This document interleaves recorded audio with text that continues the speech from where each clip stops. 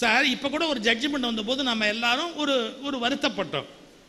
அதை பற்றி நான் இங்கே பேசுறதுக்கான லா ஃபோரம் இல்லை இது.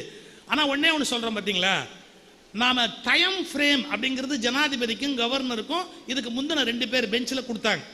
அதை இவங்க ஒத்துக்கலை. எங்களுடைய அபிப்பிராயப்படி அப்படி டைம் ஃப்ரேம் நம்ம கொடுக்க முடியாது அப்படின்னாங்க. அதில் என்ன சிக்கல் இருக்குன்னு லா நல்லா படித்தவங்களுக்கு தெரியும். கான்ஸ்டியூஷனில் இல்லாத ஒரு விஷயத்தை நீதிமன்றம் ப்ரொனவுன்ஸ் பண்ண முடியாது. கான்ஸ்டியூஷனில் இல்லாத ஒரு விஷயத்தை நீதிமன்றம் ப்ரொனவுன்ஸ் பண்ண முடியாது. இங்கே ஒரு வேக்கூம், ஒரு காலி இடம் இருக்கு, இங்கே நேரம் கெடு ஃபிக்ஸ் பண்ணலை, நேர கெடு ஃபிக்ஸ் பண்ணுங்கோ அப்படின்னு சொல்றது தான் ஒரு நீதிமன்றம் சொல்ல முடியுமே ஒழிய 10 நாள் 15 நாள் 20 நாள்னு அவங்க சொல்ல முடியாது.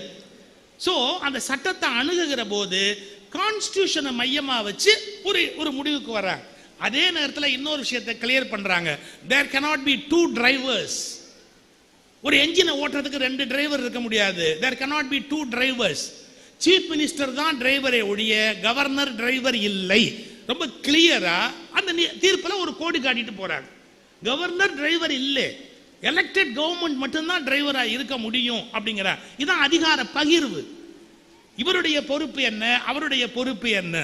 இப்ப நீங்க யோசிப்பீங்க, இது கொஞ்சம் வழவழா குழகுழான்னு இல்லையா அப்படின்னா, தர்மமே அப்படித்தான் இருக்கும். வழவழா குழகுழான்னு தான் இருக்கும். ஒரு சைடு எடுத்து பேச முடியாது. ஏன் பேச முடியாதுன்னா, ஒரு சைடு எப்பவுமே நியாயமா இருக்காது.